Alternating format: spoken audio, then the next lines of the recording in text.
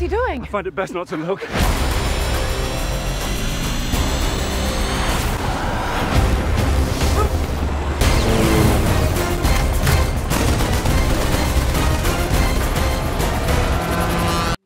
So you don't cover the sort of works of Martin Scorsese and that kind of stuff then? Unfortunately not, unless he gets involved with a comic book movie. I know he's supposed to be doing something with the Joker, possibly. Is he? Yeah, with Joaquin Phoenix. Oh, wow. Yeah, possibly. God, I think everyone's reaching for the moment. This is a bad idea. Is it ever a good one? Honestly.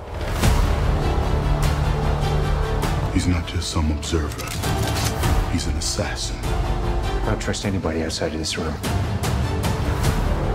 So I wanted to start off by asking you, there's been a lot of talk online lately about toxic fandoms. So I was wondering what your thoughts on those are and what your experience has been like with Mission Impossible fans so far? I've never experienced it with Mission Impossible fans, and I think it's because Mission Impossible doesn't really have that kind of those kind of schisms within its fan base. I don't think it has a fan base in that same respect as sort of, say, comic book movies or science fiction does. I think maybe it's not susceptible or vulnerable to that kind of divisiveness. Yeah, obviously, I know you've had some thoughts on the Star Wars franchise in the past. So you've dealt with those sorts of fans. Do you find that puts you off those films with very hardcore fans, or does it not really faze you? Of doing them? Yeah. I don't think it's important really. I think it's a job, and you just do it and hope that you can do it again. I think the minute you start engaging with that kind of stuff, it's just a waste of time and life. Yeah. Now with Mission Impossible, I was very curious. There's obviously a scene where you drive a boat. Was that something you actually had to learn for the film, or was there a bit of trickery going on there? Yeah, I did. No, there's no trickery in the movie. I mean, there's VFX, obviously. Things aren't entirely... there are obviously things where we shot in Leavesden that were made to look like other places. It's not, all practical in camera, but the vast majority of the stunt work is. And yeah, I had to learn how to drive a twin-engine speedboat on Denham Lake and then eventually on the River Seine. So it was really fun to get to do that. Yeah, and obviously you mentioned stunts. You have a very brutal fight scene near the end of the film. Can you take us through your experience, what that was like, and how involved you were in terms of with the fight and things? Well, I was in it and involved in the fight. That was me in the scene having the fight. So I had to train and establish a fight style. Each character has their own fight style. Ilsa is very sort of balletic. She uses her legs a lot.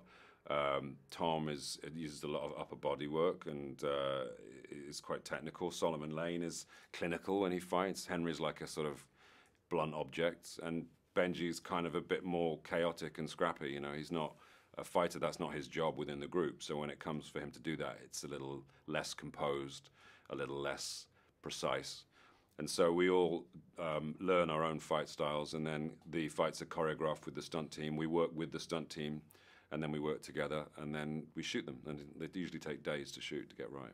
Yeah, and I know you mentioned Henry. What was your experience like working with him as a newcomer to the franchise? How did you find working with him here, and obviously with him being best known for playing Superman? What was that like for you? Yeah, it was great. I mean, Henry's a really good guy, and it was fun to have a new person on set, and Henry's really was up for the challenge. He wanted to get his hands dirty with the rest of us, so he always pitched in, and it was always a great addition to the set in terms of, just hanging out and chatting, because he's good value as Henry. And I love the scenes in the film with Benji and the mask tech. Yeah. If you could use that, and you could be anyone you wanted, who would you choose and why? Oh, well, I've been asked this, and I've been saying that it would be interesting to put on to dress, or rather to have the mask of Rebecca or New or Angela, one of the female characters, and then walk around and get a feeling for what it's like to be a woman.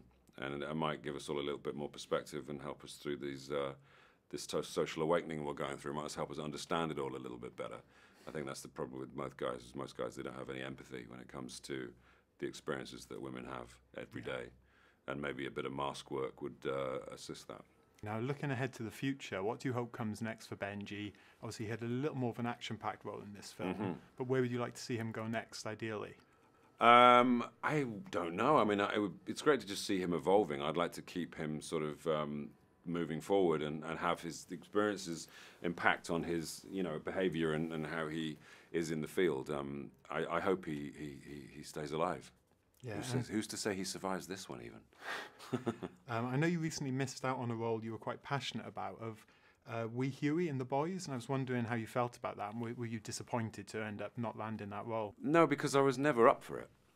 Because I mean, I played Huey in the comics. Like Derek Robertson drew me as Huey, but Huey's in his early 20s, so I was never going to play Huey. I was never eligible to play Huey. I'm really happy that Jack Quaid got the role, because I think Jack's a brilliant actor, and I can't wait to see what they do with the adaptation of it. You know, but it was never like, I never expected to get the call to play Huey just because I'm not right for the part.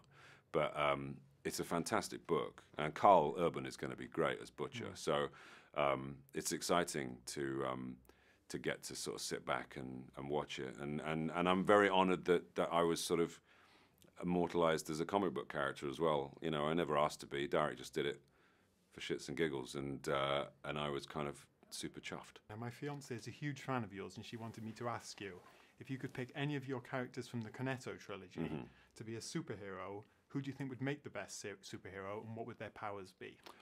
Oh, I think Nicholas Angel probably. He already is almost sort of a prototypical kind of superhero, and his power would be upholding the law. That's great. Well, thank you so much for taking the time to Thank you, man. us. Nice to meet you. It's such a pleasure to meet you.